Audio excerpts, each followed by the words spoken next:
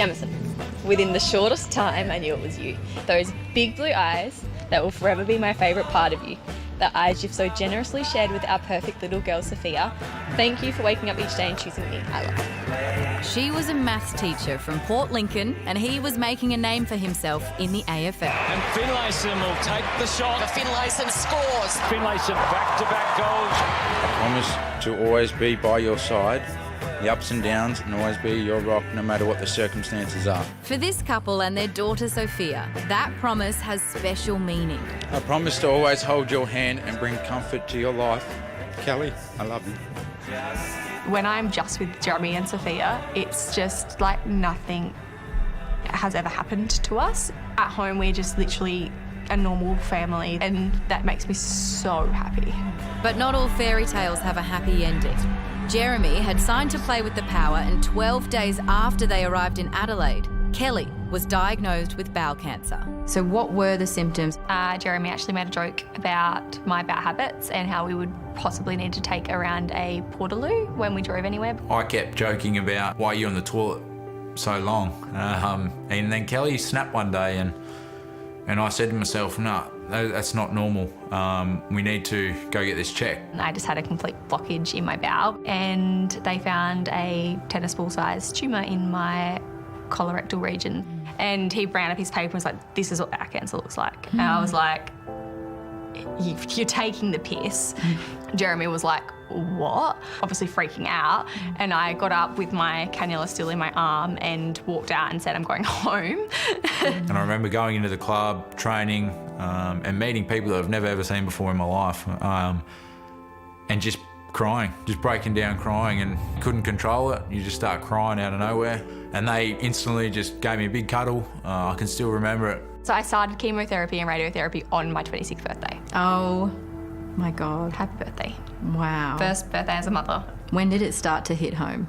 Waiting for the next scan is when I realised, like, shit, this is my life. There's nothing I can do right now to prevent it coming back. I was in at the club at 7 a.m, out by about 4 p.m, and I was going to sit in the hospital probably till 10 o'clock, 11 o'clock at night, coming home, sleep, and then redoing that for nearly a year. Couldn't leave Kelly in hospital by herself and wrap your arms around her. Like the football club, they wrapped their arms around me, and that's why I think today I want to try and play the best footy I can for them and pay that back. Kellie spent her 26th birthday in hospital and saw in 2022 with treatment including 6 months of chemotherapy. In a 6-hour operation, surgeons removed 25 centimetres of bowel and surrounding lymph nodes. But by September last year, things were starting to look up. So Christmas time, I was home with family, obviously living my best life. Cancer-free technically. I thought I had COVID because I couldn't breathe properly. As a precaution, Kellie went to the local hospital to get checked, and scans revealed a mass inside her chest. It would look like a big-ass tumour in my chest cavity, and I was like, oh my goodness. Shit, here we go again. And I was like, hell, because I knew exactly what it meant. It was shit, and it meant palliative care, and I knew that. Jeremy did his best to be reassuring. He was in the car. He was like, it's okay, babe, like, you've done it before, like, you were so strong. And I was like, no, like, my oncologist said this is palliative care. That means, like, I've got, like, 3 months to live sort of thing. Like, that is not good. Do you get scared? I'm most scared for Jeremy. I'm not scared, obviously no one wants to die, but I'm not scared of dying. I'm most scared for Jeremy trying to be a mum and a dad. And how would you say he's gone over the last 2 years? Oh, incredible.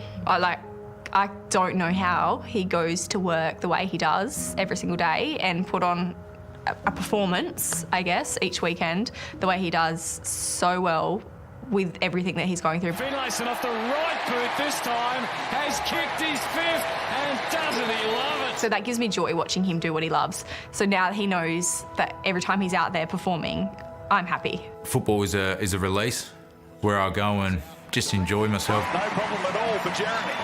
I've seen Kelly firsthand and what she can do, what she can deal with. I think that's what's made me stronger. What is the prognosis for you? My diagnosis is still that I have stage 4 terminal colorectal cancer. And until I'm clear for like 10 years, that's what I've got. Like, I haven't actually shared this with anyone yet. I'm one of the unlucky ones. My chemotherapy is working so unbelievably well that my last scan was actually clear. So if it means that I'm here to see my daughter go to school for the first day or my daughter's 21st, that's something that I didn't think that I would have 3 months ago. Do you let yourself dream about those things? Yeah. So until they tell me that you've got 3 weeks, 3 months or whatever, make the most of it, I'm just going to believe that I'm going to be here for 80 years.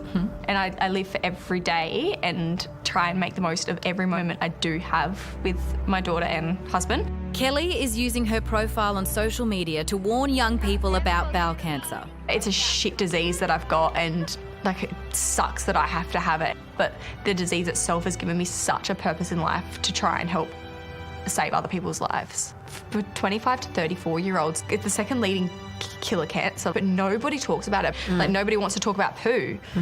And I don't blame them. Like I wouldn't walk into a workplace and be like, you guys regular? What are the misconceptions around bowel cancer? Because it's very treatable, but it's only very treatable if you get it early. If there's blood in your poo, there's an issue. Whether it's cancer or not, there's an issue. It is quite a treatable disease when it's caught early, like 97% survival rate if caught stage 1, whereas I'm at now like a 7% at stage 4. She just wants to help others. But yeah, I know she'll get through this. And Sophia may never know how much she is helping her mother. Literally just like the smile on that girl's face when she sees mum or even dad walk through the door. Oh, it just gets you through everything. But as a realist, Kellie has thought of every contingency, even the worst. I've kind of thought about it, not tried to avoid that thought process, but I do have things in place for like if I've only got a certain amount of time or whatever left. You got me. You got me. Sorry. It's fine. Like, happy 18th birthday, happy 21st birthday. Really? Or like if it's sooner, like the teddy bear with the voice box. So yeah, I haven't made any of the recordings because I think that once I make the recordings, once I write the notes, I've admitted defeat. Yeah. And I'm not ready to do that yet.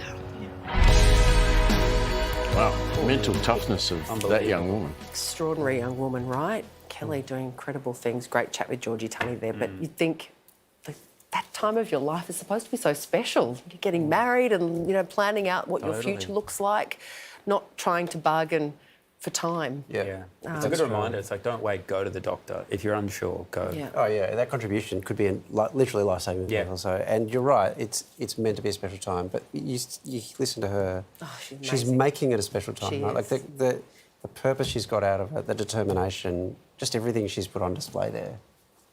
It's remarkable. Incredible.